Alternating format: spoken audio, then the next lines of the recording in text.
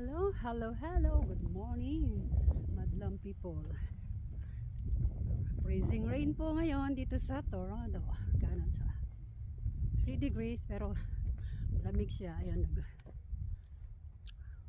spring na pero itong mga ayun, yung ulan nabubuo, nagiging kristal na dun sa puno, sa mga branch ng punong kahoy.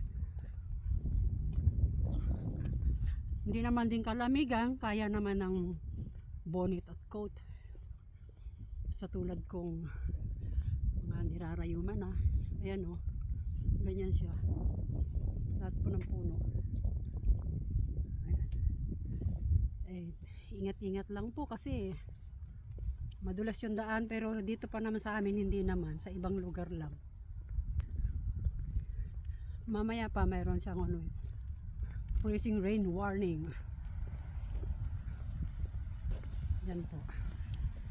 Maganda lang tignan.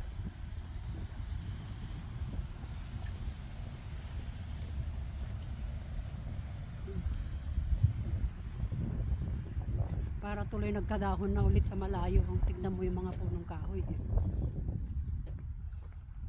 Ito yung mga ayan. Ayan lahat po yan. Ayan po. Puro siya. Hindi na siya snow. Crystal na siya. Ayan o.